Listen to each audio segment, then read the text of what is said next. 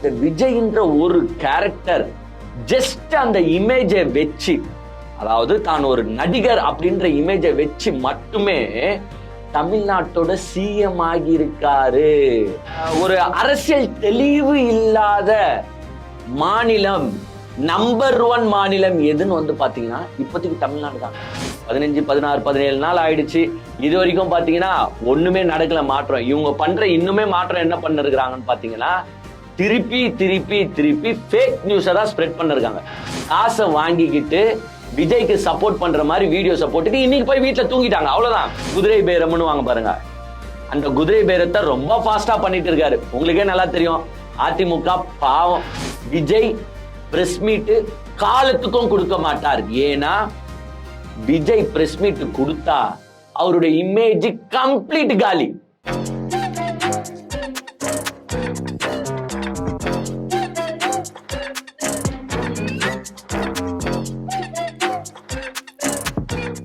டயா booster சுகரை control பண்ணும், உங்க ஆரோக்கியத்தை மீட்டு தரும். சர்க்கரையை கட்டுப்படுத்துறதுக்கான எளிமையான வழிமுறை, இயற்கையான வழிமுறை. அனைத்து மருந்து கடைகளிலும் கிடைக்கும். பொதுவா இவ்வளவு வருஷ காலமா எப்படி இருந்துச்சுன்னு பாத்தீங்கன்னா, நம்ம தமிழ்நாடு மக்கள் தான் வந்து பாத்தீங்கன்னா அடுத்த மாநிலத்தவரை பார்த்து சிரிப்போம்.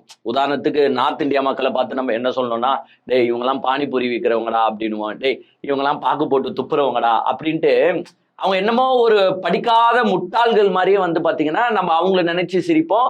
உதாரணத்துக்கு பக்கத்துல இருக்கிற மாநிலங்களையும் வந்து பாத்தீங்கன்னா ஒரு ரீசனுக்காக நம்ம பார்த்து அவங்கள ஒரு ஏளனமா பார்ப்போம். ஃபார் எக்ஸாம்பிள் இந்த ஆந்திரா எடுத்துக்கிட்டீங்கன்னு நினைச்சோம், அந்த தெலுங்கு சினிமாலாம் பாத்தீங்கன்னா ஒரு வித்தியாசமா இருக்கும். அதாவது இங்க அடிச்சு அவன் வந்து பாத்தீங்கன்னா பக்கத்து ஊர்ல கூட போய் விழுவான். அந்த மாதிரி சீன்ஸ் எல்லாம் எடுத்து வைப்பாங்க. அதை வந்து பாத்தீங்கன்னா அந்த மக்கள் ரசிச்சும் பார்ப்பாங்க.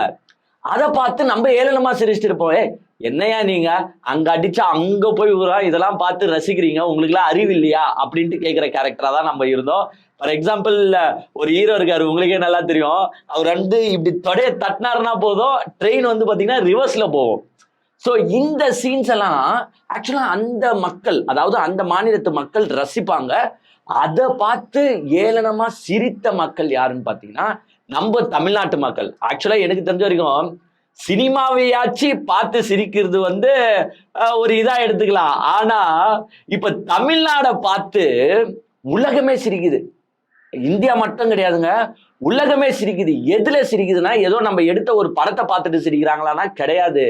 நம்மளுடைய அரசியல் அறிவை அதை நினைச்சு இந்தியாவும் சிரிக்குது, உலக நாடும் சிரிக்குது, ஏன் பக்கத்துல இருக்கிற மாநிலமும் சிரிக்குது. அதுக்கு சிறந்த உதாரணமா வந்து பாத்தீங்கன்னா பவன் கல்யாண் வந்து, அதாவது நடிகர் பவன் கல்யாண், அவர் வந்து பாத்தீங்கன்னா துணை முதலமைச்சரா வேற இருக்காரு. அவரு வந்து ஒரு மீட்டிங்ல பேசும்போது அவர் பேசிய சில வார்த்தைகளை பார்த்து இன்னைக்கு எல்லாருமே சிரிச்சிட்டு இருக்காங்க.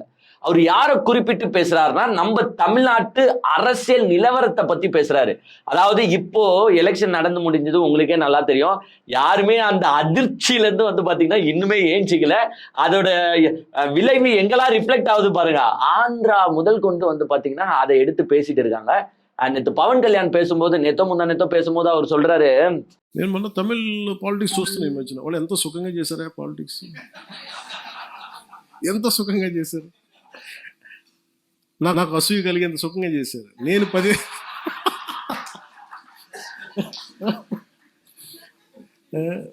కటౌట్లు పెట్టుకుంటే గెలిచేశారు.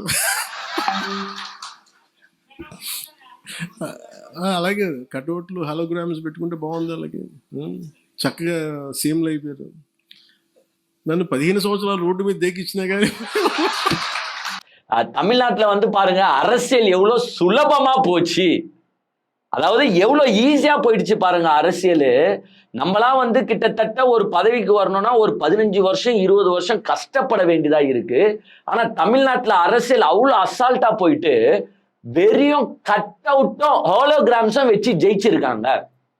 ஏங்க அவர் சொன்ன வார்த்தையை கேட்டு அங்க இருக்கிற எல்லாருமே சிரிக்கிறாங்க. இது அவருடைய தொண்டர்களோ இல்ல கட்சி நிர்வாகிகளோ இல்ல பொதுமக்களோ எல்லாருமே சிரிக்கிறாங்க. அந்த வீடியோவை பார்த்து ஊர் உலகமே சிரிக்குது. ஏன்னா அந்த நிலைமையில இருக்கு நம்ம தமிழ்நாட்டு அரசியல். எஸ், அப்கோர்ஸ் பவன் கல்யாண் அவர்கள் சொன்னதை நான் முற்றிலும் வரவேற்கிறேன், ஆதரிக்கிறேன். அதாவது இந்த தமிழ்நாட்டில் இருக்கிற எல்லாருமே அதை வரவேற்பாங்க. ஏன்னா வெறியும் கட் அவுட்டு அதாவது விஜய் பிரச்சாரத்துக்கு வர முடியலன்ட்டு லைட் ரேஸ்லாம் யூஸ் பண்ணி ஹாலோகிராம்ஸ் முறையில விஜயை செட் பண்ணி அவரோட மூஞ்ச காட்டி மட்டுமே வின் பண்ணியிருக்காங்க. நான்லாம் இவ்வளோ வருஷமா இருக்கிறேன், என்னால கூட இவ்வளோ வெற்றி பெற முடியல அப்படின்ட்டு பவன் கல்யாண் சொல்லியிருக்காரு. ஏங்க, ஒரு சினிமா நடிகர்கள் வந்து பலரை அடுத்தவங்கள பார்த்து பொறாமப்படுறது அது வேற டிபார்ட்மெண்ட். இதே சினிமால வந்து பாத்தீங்கன்னா என்னடா அவன் நம்மள விட நல்லா நடிக்கிறான் சே அப்படின்ட்டு பொறாமப்படுறது வேற. ஆனா அரசியல்ல இதே வந்து பவன் கல்யாண் அந்த பொறாம ஸ்டாலினை பார்த்து படுவாரானா படமாட்டாரு. அந்த பொறாமை எடப்பாடி பழனிசாமியை பார்த்து படுவாரானா படமாட்டாரு. அந்த பொறாமை சீமானை பார்த்து படுவாரானா படமாட்டாரு. அந்த பொறாமை அன்புமணி ராமதாஸை பார்த்து படுவாரானா படமாட்டாரு. ஏன்னா இந்த சோகால் தலைவர்கள் எல்லாருமே கிட்டத்தட்ட அவங்களுடைய வாழ்க்கையில பாதியை வந்து பாத்தீங்கன்னா அரசியலுக்காக துறந்து இருக்காங்க, அவ்வளவு வருஷம் பாடுபட்டு இருக்காங்க. ஆனா இந்த விஜய்ன்ற ஒரு கேரக்டர் ஜஸ்ட் அந்த இமேஜை வச்சு, அதாவது தான் ஒரு நடிகர் அப்படின்ற இமேஜை வச்சு மட்டுமே தமிழ்நாட்டோட சிஎம் ஆகி இருக்காரு அப்படின்ட்டு வந்து பாத்தீங்கன்னா பவன் கல்யாண் அதை பேசும்போது அந்த எல்லாருமே சிரிக்கிறாங்க. ஏன் அந்த வீடியோ பார்த்து நானும் சிரிச்சேன் வச்சுக்கோங்க. ஸோ இது எங்கெல்லாம் போயிட்டு நம்ம அசிங்கப்படுறோம் இப்ப பாத்தீங்களா. அதாவது இந்த ஊர் உலகத்தையே கலாச்சிட்டு இருந்த நம்மள இப்ப வந்து பாத்தீங்கன்னா எல்லாருமே கலாய்க்க ஆரம்பிச்சிட்டாங்க. பிகாஸ் ஏங்க ஒரு அரசியல் தெளிவு இல்லாத மாநிலம் நம்பர் 1 மாநிலம் எதுன்னு வந்து பாத்தீங்கன்னா இப்போதைக்கு தமிழ்நாடு தாங்க. ஏங்க நம்ம பெருசா பீத்திக்கின்னு பேசணும், இது பெரியார் மண், இது வந்து சிந்தனையாளர்கள் உள்ள மண், இது வந்து அறிவாற்றவர்கள் உள்ள மண், இது வந்து படித்தவர்கள் உள்ள மண் அப்படின்னு வந்து பாத்தீங்கன்னா நம்ம வந்து இப்படி 56 இன்ச்சு செஸ்ட்டை பொழந்து வச்சுக்கிட்டு நம்ம பேசணும். பட் இங்க இந்த பெரியார் மண்ணுக்கு இப்ப என்ன ஆச்சு? ஒரு நடிகர், அதாவது கேரளால போய் நின்னீங்கன்னா ஒரு கவுன்சிலர் கூட ஆக மாட்டாங்க, ஆக முடியாது அப்படின்ற ஒரு பேச்சு வந்து நார்மலாவே இருக்கும். ஏன்னா கேரளால வந்து பாத்தீங்கன்னா படித்தவர்கள் ஜாஸ்தி, அவங்களுக்கு அரசியல்வாதி யாரு, அவங்களுக்கு வந்து சினிமாக்காரங்க யாரு அப்படின்றது தெரியும். ஸோ கேரளால ஒரு நடிகர் கூட கவுன்சிலர் ஆக முடியாதுன்னு அதையும் ஒடிச்சு சுரேஷ் கோபி வந்து எம்பி ஆயிட்டாருன்னு வச்சுக்கோங்க, எம்பி தான் ஆனாருன்னு நினைக்கிறேன். பட் இருந்தாலும் அங்க வந்து இன்னுமே அந்த நடிகர்கள் உள்ள வந்துட முடியாது, அவங்க கொஞ்சம் ஃபீல்டு ஒர்க் பண்ணி எதனா வந்தாதான் முடியும். ஆனா இங்க தமிழ்நாட்டுல வந்து பாத்தீங்கன்னா ஒரு ஃபீல்டு ஒர்க் இல்லை. ஏங்க நீங்க இப்ப திருப்பி சொல்லுவீங்க, ஏங்க எம்ஜிஆர் இல்லையாங்க உங்களுக்கு, எம்ஜிஆர் வந்து ஆட்சி அமைச்சாருங்க, அப்ப வந்து அவர் நடிகர் இல்லையா கேட்பீங்க. ஏங்க எம்ஜிஆரையும் விஜயும் கம்பேரே பண்ண முடியாதுங்க. ஏங்க 1% கூட 2 பேரும் ஒப்பீட்டளவுல கம்பேரே பண்ண முடியாது. எம்ஜிஆர் ஒரு தனி கட்சி ஆரம்பிக்கிறதுக்கு முன்னாடி அவ்வளோ வருஷம் வந்து திமுகல பயணிச்சிருக்காரு. அவருக்கு வந்து A to Z அரசியலை பத்தி தெரியும், ஒரு அட்மினிஸ்ட்ரேஷனை பத்தி தெரியும், தெரிஞ்சு அவர் அரசியல் நின்னாரு, அவர் ஜெயிச்சாரு. ஸோ அதை யாருமே வந்து ஒரு நடிகர் வந்து ஜெயிச்சாருன்ற ஒரு கண்ணோட்டத்துல பார்க்கல, ஒரு அரசியல்வாதியா வந்து நின்னாருன்ற கண்ணோட்டத்துல தான் பார்ப்பாங்க. பட் விஜய ஏன் கொஞ்சம் நினைச்சு பாருங்க, ஒரு 2 வருஷத்துல கட்சியை தொடங்கி மக்களை எப்படி பிரெயின் வாஷ் பண்ணி ஒரு குழந்தைகளை வச்சு ஒரு பெற்றோர்களை வந்து பாத்தீங்கன்னா நீ ஓட்டு போட்டே ஆகணும் இல்லைன்னா நான் சாப்பிட மாட்டேன், நீ ஓட்டு போட்டே ஆகணும் இல்லைன்னா நான் தூங்க மாட்டேன். ஆக்சுவலா நம்ம என்னதான் அவங்க கலாச்சாரம், அவங்க யூஸ் பண்ண ஸ்ட்ராட்டஜிய பாராட்டி தான் ஆகணும். பட் அந்த ஸ்ட்ராட்டஜிலாம் தப்பான ஸ்ட்ராட்டஜி, அது ஒரு பக்கம் இருந்தாலும் பட் அவங்க வந்து மக்களோட அந்த பல்ஸ்ன்னு சொல்லுவாங்க பாருங்க, எது விஜய் கட்சியினர் கிடையாது, விஜய், ஆதவ் அர்ஜுன், அந்த ஜான் ஆரோக்கியசாமி, இந்த டீம் வந்து மக்கள் பல்ஸை கேட்ச் பண்ணியிருக்காங்க. இப்ப இருக்கிற மக்கள் பழைய மக்கள் கிடையாது, இது நடிப்புக்கு மயங்கின மக்கள். இந்த மக்களை நம்ம எப்படி கேட்ச் பண்ணோம், வெறிய இமேஜை வச்சே கேட்ச் பண்ணலாம். வீட்டுல இருக்கிற குழந்தை குட்டிங்களெல்லாம் தூண்டி விட்டா போதும், இவங்களுடைய வாக்குகளை நம்ம அள்ளிடலாம். அந்த ஸ்ட்ராட்டஜி தப்பானதாக இருந்தாலும் அந்த ஸ்ட்ராட்டஜியை பண்ண அவங்கள நான் உண்மையிலே பாராட்டுறேங்க. ஏன் யாருமே எதிர்பார்க்காத முடிவுல வந்து சேர்ந்துச்சு லாஸ்ட்ல. ஏன் விஜயே எதிர்பார்க்க முடியாத முடிவு, ஏன் அந்த டீம்ல எவனுமே எதிர்பார்த்திருக்க மாட்டான் நம்மளாம் 108 சீட்டு வாங்குவோமா அப்படின்றத யாரும் எதிர்பார்த்திருக்க மாட்டாங்க. லாஸ்ட்ல ஃபைனலா ஒரு ரிசல்ட் வந்து சேர்ந்துச்சு. அந்த ரிசல்ட்டை தான் இன்னைக்கு ஊரே போட்டு கலாச்சிட்டு. ஏன்னா யாராலையும் ஏத்துக்க முடியல அந்த வெற்றியை. இதே நான் உதாரணத்துக்கு சொல்றேன் பாருங்க, விஜய் ஜெயிச்சதுக்கு சீமான் ஜெயிச்சிருந்தாருன்னு வச்சுக்கோங்களேன், நான் வந்து ரெட் கார்பெட் போட்டு சீமானை வரவேற்றிருப்பேன். ஏன்னா அந்த மனுஷனாச்சு ஒரு 15-20 வருஷமா கத்தி கத்தி கத்தி எங்க திருநிதி வாங்கி கத்துறாரோ இல்ல எது வாங்கி கத்துறாரோ, எதுனா ஒண்ணு பண்ணி மக்களுக்கு எதுனா ஒண்ணு செய்யணும். அந்த செய்யணும்னு அவர் சொல்ற வழிமுறைகள் பாசிபிள் இல்லையோ அது வேற டிபார்ட்மெண்ட். பட் இருந்தாலும் ஏதோ ஒரு கொள்கையை வச்சுக்கிட்டு ஏதோ ஒண்ணு பண்ணணும் அப்படின்னு வந்து அரசியல்ல இவ்வளவு இருந்தாரு. அவர் ஜெயிச்சிருந்தா வச்சு நான் சந்தோஷப்பட்டிருப்பேன். பட் கடைசியா வந்து பாத்தீங்கன்னா விஜய் வந்து தட்டி தூக்கிட்டு போயிட்டாரு. சோ ஊர் ஃபுல்லா வந்து பாத்தீங்கன்னா இன்னைக்கு இந்த அரசியல், அதாவது தமிழ்நாடுன்றத வந்து பாத்தீங்கன்னா எல்லா இடத்துலயும் வந்து ஒரு கேலி கூத்தா பாக்குறாங்க. என்னையா ஒரு நடிகனெல்லாம் இவங்க ஓட்டு போட்டு ஜெயிக்க வச்சிருக்கிறாங்க, அப்ப இந்த மக்களுக்கு என்ன அரசியல் தெளிவு இருக்கு, என்ன அரசியல் நாலேஜ் இருக்கு? இவ்வளவு வருஷமா கஷ்டப்பட்டுட்டு இருந்த கட்சிகளை தூக்கி போட்டுட்டு, அதுவும் குறிப்பா எல்லாருமே மீன் பண்ணுறது என்னன்னா, இந்த இந்தியால இருக்கிற எல்லாருக்குமே தெரியும், அதாவது நம்ம தமிழ்நாட்டுக்கு விஜய்க்கு ஓட்டு போட்டாங்க பாருங்க, அந்த மக்களை தவிர்த்து இந்தியால இருக்கிற எல்லா மக்களுக்கும் தெரிஞ்சிருக்கு இந்த 5 வருஷத்துல திமுக எவ்வளவு சாதனைகளை பண்ணிருக்கு இந்த மக்களுக்கு அப்படின்றது. ஏங்க நான் திருப்பி சொல்றேன், இவ்வளவு வருஷத்து திமுக ஆட்சியிலேயே இந்த 5 வருஷம் சிறந்த ஆட்சி. அவங்க நல்ல ஃபுல்லா வந்து என்னென்ன மக்களுக்கு எவ்வளோ ஹெல்ப் பண்ண முடியுமோ அவ்வளோ ஹெல்ப் பண்ணாங்க. பட் இருந்தாலும் பாருங்க, ஒரு திரை பிம்பம் வந்துச்சு, தூக்குனாரு. ஏங்க சரி, ஒரு மாற்றம்னு மக்கள் நினைச்சாங்க, ஓட்டு போட்டாங்க, சரி விடுங்க, அவங்களும் வந்து போர் அடிச்சு போயிட்டாங்கன்னு கூட நம்ம வச்சுப்போம். என்னப்பா டிஎம்கே ஏடிஎம்கே அதனால போர் அடிச்சு போட்டாங்க. ஏங்க விஜய் நல்ல ஆட்சி கொடுத்தா, நான் இப்பயும் சொல்றேன், இந்த வீடியோலயே நானே விஜய் வந்து சப்போர்ட் பண்ணி பேசுவேன், ஆதரிப்பேன். ஏங்க நல்லது செய்யும் போது ஆதரிப்பதும், அவர் எதுனா ட்விஸ்ட் அடிக்கிறது இல்ல தப்பு செய்யறது அதை தான் நம்ம வந்து கலாய்க்க முடியுமே தவிர்த்து, நல்லது செஞ்சா நம்மளே ஆதரிச்சுதான் போட முடியும். ஆமாப்பா ஒரு மாற்றம் வந்தாரு, பரவாயில்லப்பா மாற்றமா செய்யறாரு அப்படின்னு. ஆனா அந்த எந்த மாற்றத்தையும் இது வரைக்கும் 15, 16, 17 நாள் ஆயிடுச்சு, இது வரைக்கும் பாத்தீங்கன்னா ஒண்ணுமே நடக்கல மாற்றம். இவங்க பண்ற இன்னுமே மாற்றம் என்ன பண்ணிருக்கிறாங்கன்னு பாத்தீங்கன்னா, திருப்பி திருப்பி திருப்பி ஃபேக் நியூஸை தான் ஸ்ப்ரெட் பண்ணிருக்காங்க. ஏங்க இவங்களுக்கான இன்ஸ்டாகிராம் இன்ஃப்ளூயன்சஸை வச்சுக்கிட்டு, ஏங்க இவங்க வந்து விஜயும் போய் எங்கேயும் பேசல, எலெக்ஷன் டைம்ல கட்சி தலைவர்களும் எங்கேயும் போய் பேசல. இவங்க பண்ணதெல்லாம் என்னன்னா இன்ஸ்டாகிராம் இன்ஃப்ளூயன்சஸா ஹயர் பண்ணிட்டாங்க. இன்ஸ்டாகிராம் இன்ஃப்ளூயன்சஸ் பத்தி நம்மளுக்கு தெரியாதா? அதாவது பொலிட்டிக்கல் பேசுற இன்ஸ்டாகிராம் இன்ஃப்ளூயன்சஸை விடுங்க, இந்த பொலிட்டிக்கல் பேசாத இன்ஸ்டாகிராம் இன்ஃப்ளூயன்சஸ் தான் ரொம்ப இன்ஃப்ளூயன்ஸ் பண்ணிட்டாங்க இந்த எலெக்ஷன்ல. என்ன காசை வாங்கிக்கிட்டு விஜய்க்கு சப்போர்ட் பண்ற மாதிரி வீடியோஸை போட்டுட்டு இன்னைக்கு போய் வீட்டுல தூங்கிட்டாங்க, அவ்வளவுதான். அவங்களுக்கு என்ன அமௌண்ட் வந்துச்சு, வீடியோவை போட்டாச்சு, வீட்டுல போய் தூங்கியாச்சு. இப்ப இன்னைக்கு இவ்வளவு பிரச்சனை நடந்துட்டு இருக்கு, இத பத்தி யாராவது இன்ஸ்டாகிராம் இன்ஃப்ளூயன்சர்ஸ் பேசுறாங்களா? ஆனா அரசியலை பத்தி காலத்துக்கும் பேசின்னு இருக்கிற எங்களை மாதிரி கேரக்டர்ஸ் தான் இன்னுமே அரசியலை பேசிட்டு இருக்கு. நாங்க போய் ஃபுட் லாக் பண்ண முடியுமா? நாங்க போய் கப்பிள்ஸ் லாக் தான் பண்ணோம் போல இனிமேட்டு. அப்பதான் இன்ஃப்ளூயன்ஸ் ஆகுறாங்க மக்கள். சோ ஒரு இன்ஸ்டாகிராம் இன்ஃப்ளூயன்சஸ் மாயையில இந்த தமிழ்நாடு சிக்கிட்டு இருக்குது அப்படின்றதுதான் வந்து பாத்தீங்கன்னா பவன் கல்யாண் அழகா போட்டு உடைச்சு போயிட்டாரு. விஜய் வந்து என்ன மாறுதல் பண்ண போறாருன்றத நம்ம பொறுத்து இருந்து பார்ப்போம். இப்போதைக்கு அவர் பண்ணிட்டு இருக்கிற மாறுதல் குதிரை பேரம்னு வாங்க பாருங்க, அந்த குதிரை பேரத்தை ரொம்ப ஃபாஸ்டா பண்ணிட்டு இருக்காரு. உங்களுக்கே நல்லா தெரியும், அதிமுக பாவம். ஏங்க நம்ம எப்பவுமே என்ன சொல்லிருந்தா, நான் திமுக மட்டும் ஆதரிக்கிற கேரக்டர் கிடையாது, திமுக கூட சேர்ந்து அதற்கு இணையாக திமுக ஒரு 100% எஃபர்ட் போதுன்னா அட்லீஸ்ட் ஒரு 60% எஃபர்ட் போடுற கட்சி தான் அதிமுக. ஒன்னும் மொத்தமா அவங்க எஃபர்ட் போடாம இருக்க மாட்டாங்க. இந்த தமிழ்நாட்டு வளர்ச்சியில அவங்களுக்கும் ஒரு பெரிய பங்கு இருக்கு. ஆனா அந்த அதிமுகவை இன்னைக்கு விஜய் கபலீகரம் பண்ணிட்டு இருக்காரு. ஏங்க கிட்டத்தட்ட 4 எம்எல்ஏக்களை உடைச்சி அதிமுக கட்சியில இருந்து விலகி ராஜினாமாவே பண்ணுங்க, ஏதோ கீழே இருக்கிற பேஸ்மெண்ட் நிர்வாகிகள் போனா பரவாயில்ல, கட்சி எம்எல்ஏக்களையே ராஜினாமா பண்ணுங்க அப்படின்னு சொல்லிட்டு அந்த கட்சி எம்எல்ஏக்களை தூக்கி இந்த கட்சியில இணைக்கிறாங்க ராஜினாமா பண்ணிட்டு. அந்த இணைக்கிற விழாலாம் எங்க நடக்குதுன்னு பாத்தீங்கன்னா தலைமைச் செயலகத்திலே நடக்குது. இப்போ தலைமைச் செயலகம்ன்றது என்னவா மாறி போச்சுன்னு பாத்தீங்கன்னா கட்சி ஆபீஸா மாறி போச்சு.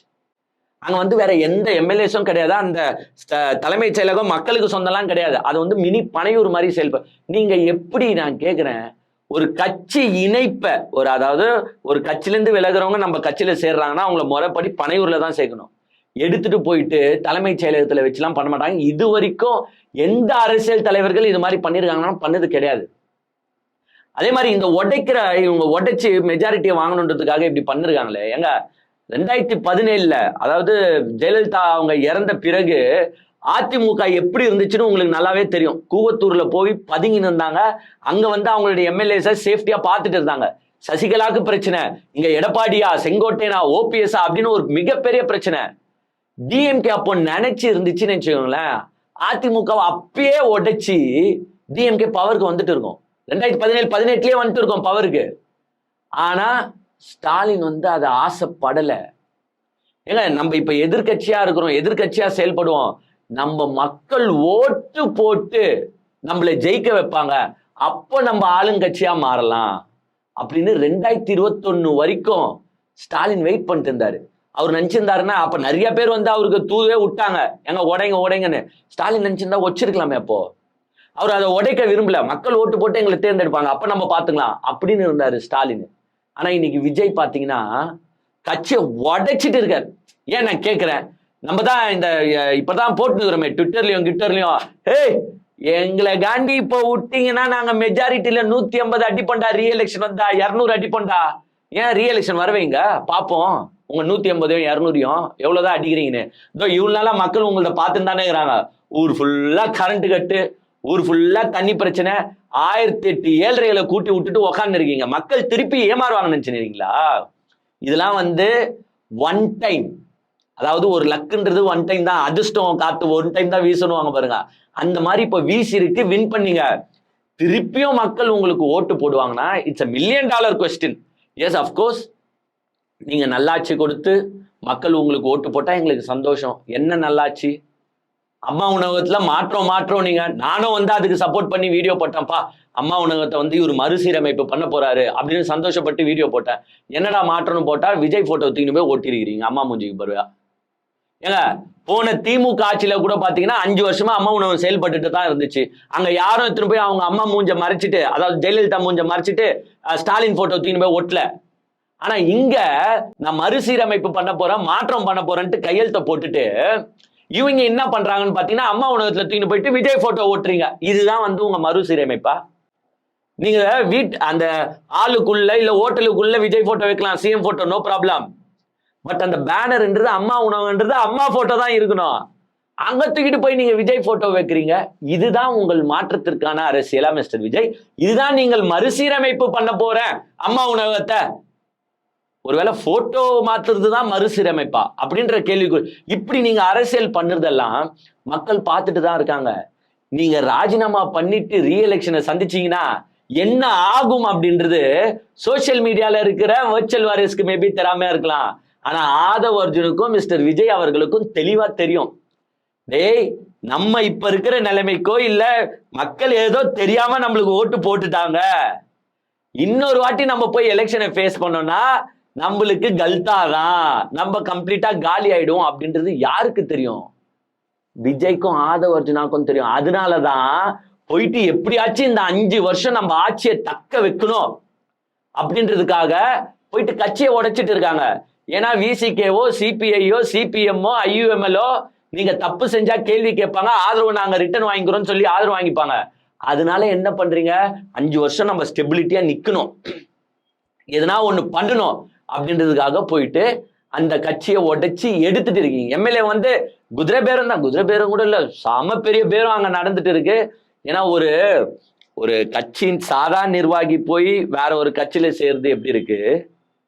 எம்எல்ஏவா ஜெயிச்சு கிட்டத்தட்ட 20 நாள் தான் ஆகுது.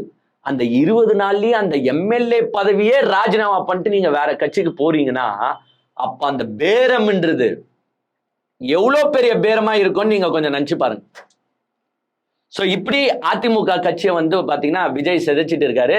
அதாவது உங்களுக்கே நல்லா தெரியும், இப்போ வந்து இந்த 4 எம்எல்ஏ போய் இங்க ஜாயின் பண்ணிட்டாங்க. அந்த 4 எம்எல்ஏக்கு வந்து அந்த கான்ஸ்டிடுவன்சிக்கு எப்படியோ ரீஎலெக்ஷன் தான் வரும் பாருங்க. அதை வந்து நார்மலா இந்த 4-5 தொகுதி 10-15 தொகுதிக்கு வரும்போதெல்லாம் உங்களுக்கே நல்லா தெரியும் ஆளுங்கட்சிக்கு ஃபேவரா தான் போய் முடியும். பிகாஸ் இவங்க தான் ரூலிங் பார்ட்டின்னு தெரிஞ்சிடும். ஸோ இந்த ஓட்டோ இங்க போட்டா தானே நம்ம தொகுதிக்கு நல்லது நடக்கும் அப்படின்னு நினைச்சு மக்கள் ஓட்டு போடுற மைண்ட் செட்ல இருப்பாங்க. அந்த எலெக்ஷன் டைம்ல ப்ராசஸ்ல என்னென்ன நடக்குதோ அதை அப்பதான் பார்க்கணும். ஸோ நம்ம வந்து ஒரு 120-125 எப்பவுமே மெஜாரிட்டியா இருக்கணும், இந்த கூட்டணி கட்சிகளை நம்பி இருக்கக்கூடாது, நம்மளே மெஜாரிட்டியா இருக்கணும்னு அந்த உடைக்கிற வேலைகள்ல ஈடுபட்டு இருக்காங்க. ஆனா இன்னைக்கு இன்னொரு நியூஸும் பார்த்திருப்பீங்க, அந்த பிரிஞ்சு போன அதிமுக மற்ற அதிமுக எம்எல்ஏக்கள்லாம் ஒன்று சேர்றாங்க, வேலுமணி சிவி சண்முகம் எல்லாம் ஒன்று சேர்றாங்க அப்படின்ட்டு ஏடிஎம்கே இபிஎஸ் பார்க்க போயிருக்கிறதா தகவல் வந்திருக்கு. அதிமுக ஒன்று சேர்ந்தா நம்மளுக்கு சந்தோஷம். ஏங்க இங்க வந்து இந்த தமிழ்நாட்டுக்குன்னு நல்லது செய்யற கட்சிகள் தமிழ்நாட்டுல இருக்கணும், அழிஞ்சு விடக்கூடாது. திமுகவும் இருக்கணும், அதிமுகவும் இருக்கணும். எஸ், தாவேக்காவும் மக்களுக்கு நல்லது செய்யும் பட்சத்தில் அவங்களும் இருக்கிறது தப்பு கிடையாது, நல்லது செய்யும். இன்னும் ஒரு பிரஸ் மீட்டை சந்திக்கலங்க. அப்போ இது எவ்வளோ பெரிய ஒரு விஷயம் பாருங்களேன். அதான் பவன் கல்யாண் சிரிச்சது இது எல்லாத்தையும் சேர்த்துதான். ஏன்னா பிரஸ் மீட்டை கூட பார்க்கலடா அந்த மனுஷன் இன்னும். ஒரு மைக்குக்கு முன்னாடி, அதாவது ஒரு ஸ்டேஜ் கீஜ் போட்டு நீங்க பேசுனீங்கன்னா அந்த பஞ்சு டைலாக் என்னென்ன பேசிட்டு வந்தாரோ, எது பதவி ஏற்கும் போது பேசினாரு பாருங்க, அந்த பஞ்சு டைலாக் எல்லாம் பேசுறாரு. எதுனா ஒரு மைக்கை நீட்டிட்டு ஓட்டு போட்ட மக்களுக்கு நன்றி எங்கன்னா சொல்லியிருக்காரா? எதுனா சிஎம் ஆயிட்டாரு, சரி நீங்க மத்தவங்களதான் சொன்னீங்க, சிஎம் பாருங்க பேச மாட்டாரு மத்த சிஎம் சொன்னீங்க. இந்த சிஎம் புது சிஎம், மாற்றத்திற்கான சிஎம், சினிமால நடிச்சு, அதாவது பிரஸ் எல்லாம் கண்டா இவருக்கு அந்த ஸ்டேஜ் ஃபியர்லாம் இருக்காது, ஏன்னா எவ்வளவோ கேமராவை பார்த்தவர் தான். இவரு போய் ஒரு பத்திரிகையாளர்களை சந்திச்சு ஒரு பிரஸ் மீட் கொடுக்கறதுல என்ன இருக்கு? காலத்துக்கும் கொடுக்க மாட்டாரு.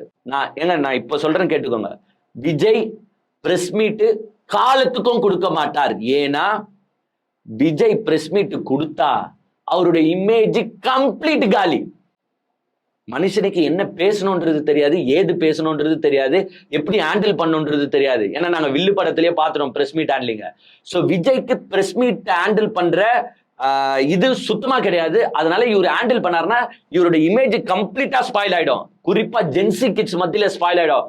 ஏன்னா அவங்க எல்லாம் விஜய் எப்படி பார்த்தாங்கன்னா ஒரு பறந்து வரும் வல்லலா பார்த்தாங்க, ஒரு ரெடிமேட் சேவியரா பார்த்திருக்காங்க. என்னடா இவருக்கு பிரஸ் மீட்டை கூட ஹேண்டில் பண்ண தெரியல, கேட்ட கேள்விக்கும் பதில் தெரியல, முழிச்சின்னு இருக்காரு அப்படின்றத இவன் பார்த்தானா அவருடைய இமேஜ் காலி ஆயிடும். ஸோ நான் இப்பயும் சொல்றேன் பாருங்க, நெக்ஸ்ட் 5 வருஷமும் இவங்க ஆட்சியில் இருந்தாலும் அடுத்த 5 வருஷமும் இவங்க பாத்தீங்கன்னா பிரஸ் மீட்டே தரமாட்டாங்க. ஏன்னா பிரஸ் மீட் இவர் என்னைக்கு தராரோ இவருடைய உண்மை சுயரூபம் மக்களுக்கு போய் சேர்ந்துரும். இவருடைய ஃபேன்ஸ் வேணா எப்படி இருந்தாலும் இவரை ஏத்துப்பாங்க. ஆனா ஓட்டு போட்டு இருக்கிறது பொதுமக்களும் ஓட்டு போட்டிருக்கான். அந்த பொதுமக்கள்லாம் இவருடைய ஒரு பிரஸ் மீட்டை பார்த்தாலே காலி ஆயிடும். ஆக்சுவலா டிஎம்கே இந்த எலெக்ஷன்ல பண்ணது 2 தப்புங்க. ஒன்னு பாத்தீங்கன்னா தமிழ்நாட்டு மக்களை பாத்தீங்கன்னா ஓவரா எஸ்டிமேஷன் பண்ணிட்டாங்க. இன்னொன்னு பாத்தீங்கன்னா விஜய அண்டர் எஸ்டிமேஷன் பண்ணிட்டாங்க. ஏன்னா விஜயை பத்தி எந்த விமர்சனமும் செய்யல, விஜய் எந்த கேள்வி கேட்டாலும் அதுக்கு பதிலும் சொல்ல. ஏன்னா நம்ம பேசினா விஜய் பெரியாள் ஆயிடுவாரோ அப்படின்னு திமுக நினைச்சிட்டாங்க. பட் விஜய் அதை அவருக்கு சாதகமா யூஸ் பண்ணிக்கிட்டு பைக்கு மேல பழி போட்டு அதை உண்மைன்னு மக்களை நம்ப வச்சிட்டாரு. இன்னொரு தப்பு டிஎம்கே பண்ணது என்னன்னு பாத்தீங்கன்னா over estimation of Tamil Nadu people. Vijay under estimate பண்ணாங்க, தமிழ்நாடு பீப்புளை பாத்தீங்கன்னா ஓவர் எஸ்டிமேஷன் பண்ணாங்க. ஓவர் எஸ்டிமேஷன்னா இதுனாயா உத்தரப்பிரதேசம் நினைச்சியா, இதுனா மத்திய பிரதேசம் நினைச்சியா, இதுனா குஜராத் நினைச்சியா, இதுனா ராஜஸ்தான் நினைச்சியா? இது தமிழ்நாடியா. என் தமிழ்நாடு பெரியார் மண், என் தமிழ்நாடு அறிவுமிக்க சமுதாயம் உள்ள மண். இவங்க ஒரு நடிகனின் கவர்ச்சியில எல்லாம் கௌரவ மாட்டாங்க. நாங்க அவ்வளவு நலத்திட்ட உதவிகள் செஞ்சிருக்கோம், நாங்க மக்களுக்கு இந்த 5 வருஷம் நல்ல ஆட்சியை கொடுத்திருக்கோம். தமிழ்நாட்டு மக்கள் நடிகன் பின்னாடி போக மாட்டாங்க, தமிழ்நாட்டு மக்கள் படித்தவர்கள் அப்படின்னு ஓவரா எஸ்டிமேட் பண்ணிட்டாங்க. அப்படிதான் நம்மளும் எஸ்டிமேட் பண்ணோம். ஸோ எல்லாருமே தமிழ்நாடு மக்களை ஓவர் எஸ்டிமேட் பண்ணி வச்சிருந்தாங்க. ஆனா என்ன ஆயிடுச்சு, லாஸ்டா படிச்சவன் பூரா பயிலும் என்ன பண்ணிட்டானா தூக்கிட்டு போயிட்டு விசில்ல குத்திட்டான். ஸோ இந்த 2 தப்பை டிஎம்கே பண்ணிட்டாங்க. ஒன்னு அண்டர் எஸ்டிமேஷன், இன்னொன்னு பாத்தீங்கன்னா ஓவர் எஸ்டிமேஷன் பண்ணி லாஸ்டா விஜய் ஆட்சிக்கு இப்போ பாத்தீங்கன்னா தமிழ்நாடு மட்டும் இல்ல ஆந்திரா முதல் கொண்டு நம்மளை பார்த்து சிரிச்சு ஏளனம் செஞ்சுட்டு இருக்காங்க. அது வேற டிபார்ட்மெண்ட். இப்போ என்ன இருந்தாலும் திருப்பி சொல்றேன், நல்லாட்சியை தந்தா நம்ம சந்தோஷம் தான். ஆனா எப்படி நல்லாட்சியை தர போறீங்க? ஒரு பிரஸ் மீட்டை சந்திக்க மாட்டீங்க. அங்க பாத்தீங்கன்னா விஜய் எனக்கு என்னமோ ஆக்டிங் சிஎம்மா இருக்கிற மாதிரி தான் இருக்கு. ஒரிஜினல் சிஎம்மா பாத்தீங்கன்னா ஆதவ அர்ஜுன் தான் ஏதோ செயல்பட்டு இருக்காரு. ஏதோ எங்கெங்கயோ போயிட்டு மனுலாம் வாங்கிட்டு, ஒருவேளை ஒரிஜினல் சிஎம்மா ஆவறதுக்கு ஆதவ அர்ஜுனும் தன்னுடைய முயற்சிகளை பண்ணிட்டு இருக்காரான்னு என்னன்னு தெரியல. அதெல்லாம் போக போக தான் பார்க்கணும். பட் ஏன் இதை நான் திருப்பி சொல்றேன்னா, நல்லது செஞ்சா நம்ம பேசுவோம். ஏன்னா போற காலகட்டங்கள்ல விஜய் இந்த 2500 ரூபாய் கொடுத்துட்டாலோ, 6 சிலிண்டர் கொடுத்துட்டாலோ, மகளிருக்கு கட்டணமில்லா பேருந்து தமிழ்நாடு ஃபுல்லா கொடுத்துட்டாலோ, அதையும் நம்ம பாராட்டி பேசுவோம். அப்ப மக்கள் என்னப்பா நீ அதெல்லாம் சொல்றேன்னு நினைக்காதீங்க. நல்லது செஞ்சால் நாங்க அதை சொல்லுவோம், கெட்டது செஞ்சால் அதையும் பேசுவோம். அதே மாதிரி இன்னொரு ரிக்வெஸ்ட் எனக்கு வைக்கணும்னு ஆசையா இருந்துச்சு. இப்போ வந்து பாத்தீங்கன்னா திமுக கூட்டணியில இருந்து இந்த கூட்டணி கட்சிகள்லாம் விலகுறதெல்லாம் நம்ம பார்த்துட்டு இருக்கோம். உதாரணத்துக்கு விசிகே போயிட்டு டிவிகேல ஐக்கியமாயிட்டாங்க, காங்கிரஸ் முன்னாடியே போயிட்டு ஐக்கியமாயிட்டாங்க, ஐயுஎம்எல் வந்து பாத்தீங்கன்னா மினிஸ்ட்ரியில பங்கேற்றிருக்காங்க. ஸோ இதெல்லாம் வந்து பாத்தீங்கன்னா அங்கங்க எரிசல் புரசலா பிரச்சனைகள் ஆயிட்டு இருக்கு. உன்னாலதான் நான் ஜெயிச்சேன், என்னாலதான் நீ ஜெயிச்சீங்கன்னு பாத்தீங்கன்னா எல்லா இடத்துலயும் கலவரம் ஆகுறத உங்களால பார்க்க முடியுது. இப்போ காங்கிரஸ் வந்து ஃபர்ஸ்ட் திமுக கூட்டணியை விட்டு போனாங்க. நம்ம அதை கூட ஏன் தப்புன்னு சொன்னோம்னா, நீங்க வெற்றி பெற்றுட்டீங்க, வெற்றி பெற்றுட்டு வந்து மு.க. ஸ்டாலினை பார்த்துட்டு எங்க வெற்றிக்கு உங்க சப்போர்ட்டை இருந்திருக்கு நன்றிங்கன்னு சொல்லிட்டு நீங்க அப்புறமா போயிட்டு தாவேக்கால சேர்ந்திருந்தா கூட பிரச்சனை கிடையாது. ஏன்னா திருப்பி நான் சொல்றேன், எல்லா கட்சிகளும் அவங்க கட்சி எதனா பலன் அடைய முடியுமா, அவங்க கட்சி எப்படின்னா உயர முடியுமா, அவங்க கட்சி எப்படின்னா பேஸை ஸ்ட்ராங் பண்ணலாமான்னு தான் பார்ப்பாங்க. ஸோ அதுல எனக்கு மாற்று கருத்தே கிடையாது. ஒரு நன்றியை சொல்லிட்டு நீங்க போயிருந்தாலோ, அப்படி இல்லைன்னா எலெக்ஷனுக்கு முன்னாடியே நீங்க கூட்டணியை உடைச்சுக்கிட்டு போயிருந்தாலோ சந்தோஷம்தான். ஏன்னா உங்க கட்சி வளர்ச்சியை தான் நீங்க பார்க்க போறீங்க.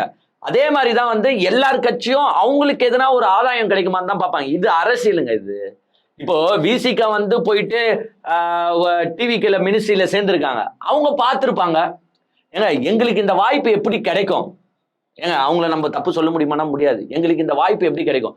அவங்க ஸ்டார்டிங்ல வின் பண்ண உடனே வந்து பாத்தீங்கன்னா திமுக தலைவரை பார்த்தாங்க, பார்த்துட்டு கொஞ்ச நாள் வெயிட் பண்ணாங்க, அப்புறமா அவங்களுக்கான ஒரு இது வரும்போது தான் அவங்க போய் சேர்றாங்க மினிஸ்ட்ரியில. ஸோ அதை தப்பு சொல்ல முடியாது. அதை வச்சுக்கிட்டு நம்ம அதை பேசிக்கிட்டு விசிகாக்கு எங்க ஓட்டு போச்சு, விசிகா ஓட்டு எங்களுக்கு வரல, அப்படி இப்படின்னு நம்ம கலவரத்தை ஏற்படுத்துறது தப்பு. அது எல்லா கட்சிக்கும் சொல்லிக்கிறேன்.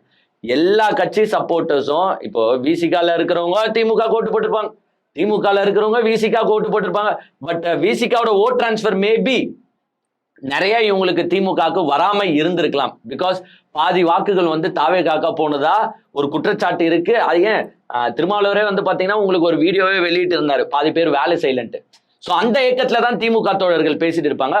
பட் எல்லா கட்சிகளிலும் தங்களுடைய நலனை தான் பார்ப்பாங்க, மற்ற கட்சிகளோட நலனை பார்க்க மாட்டாங்க. இப்போ ஐயுஎம்எல்லும் சரி நம்மளுக்கு ஒரு மினிஸ்டர் தராங்களே, நம்மளுக்கெல்லாம் மினிஸ்டர் கிடைச்சிருக்குமா, 2 சீட்டை வச்சுக்கணும் ஒரு மினிஸ்டர் தராங்களே, விஜய்க்கு அதுல சுயநலம் இருக்கலாம். பட் இந்த கட்சிகளுக்கு இது கிடைத்தது ஒரு ஆஃபர் கிடையாது, ஒரு வரம்.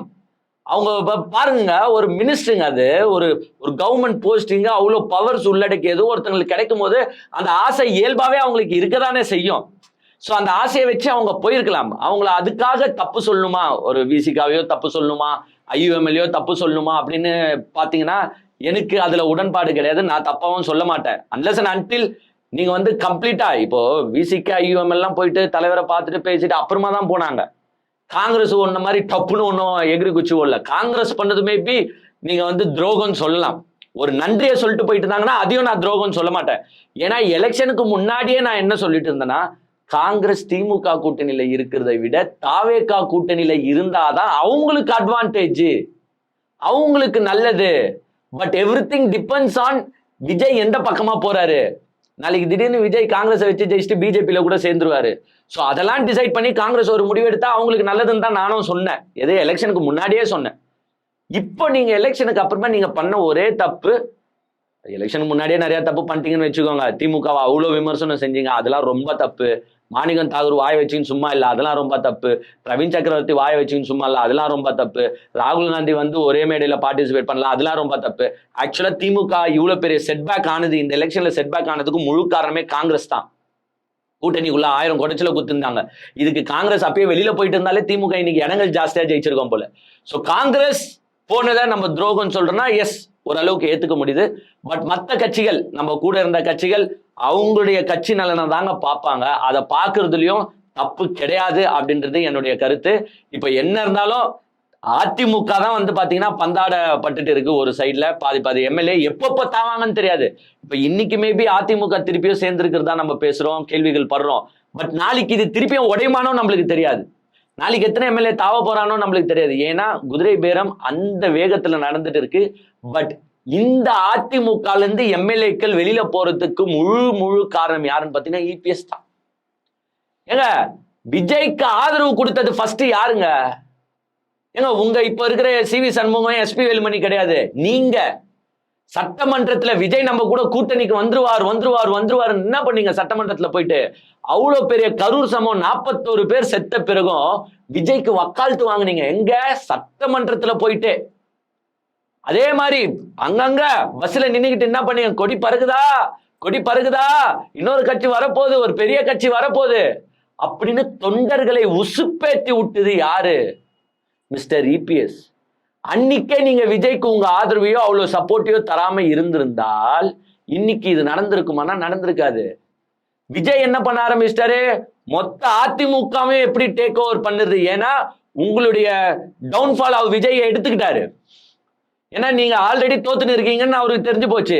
சோ அந்த தொண்டர்களை எப்படி கேட்ச் பண்ணுறது? அதுக்குதான் ஜெயலலிதாவை பத்தி பேசுறாரு, எம்ஜிஆரை பத்தி பேசுறாரு, எம்ஜிஆர் போட்டோவை போட்டுட்டாரு. சோ இதுக்கு எல்லாமே முழு காரணம் யாருன்னு பாத்தீங்கன்னா இபிஎஸ் தான். அன்னைக்கே நீங்க விஜயை எதிர்த்திருந்தால் இந்த நிலைமை உங்களுக்கு இன்னைக்கு வந்திருக்குமானா? வந்திருக்காது.